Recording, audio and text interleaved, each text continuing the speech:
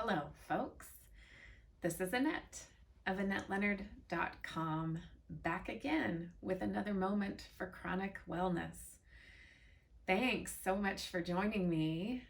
We are starting a series talking about how do you manage secondary conditions that come on.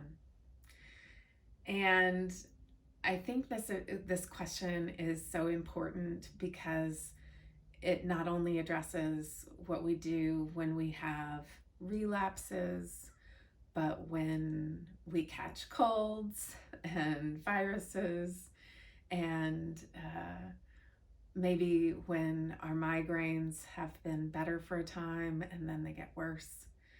And what it really smacks of for me is this wild unpredictability that is chronic illness, and once again, how it takes me back to I'm not in control. And prior to having chronic illness, I really thought I was. I really thought that I had control over large swaths of my life, my body, my experience, how I spent my time, how I spent my money.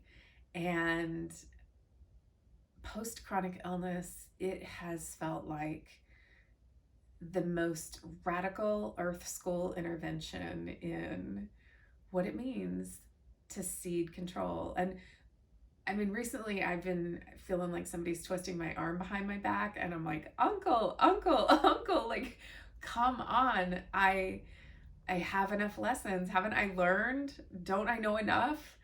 And evidently that's not just exactly how it works.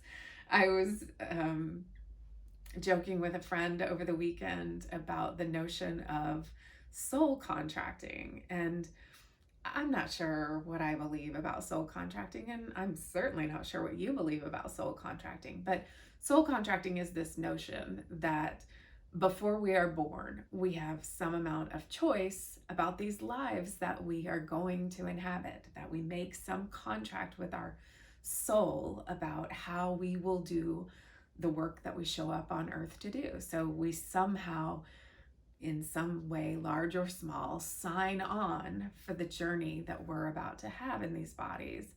And I was like, is it too late to renegotiate my contract? Is it a done deal? Can I change my mind? Can I swap contracts mid-course?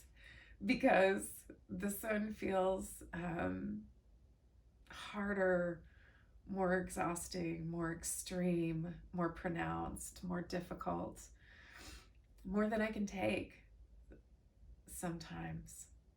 So coping with the unpredictability. And I had a comment recently from you, Morgan, about feeling like you have to perform for people's love, and then even still not feeling secure in your financial self, in your health self, in your isolated self. And I want you to know that I hear you and that you are not alone, that resonates for me and dozens, if not hundreds of others who are also watching. So know that I am wrapping you in my thoughts and carrying you along on this journey. I was grateful to hear from you, and I'd be grateful to hear from others of you. So please subscribe and sound off as we spend some time in these next few days talking about how to deal with the unpredictability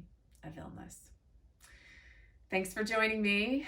I hope that till we're together again, you can find ways to feed your spiritual self and carve out little moments of, well,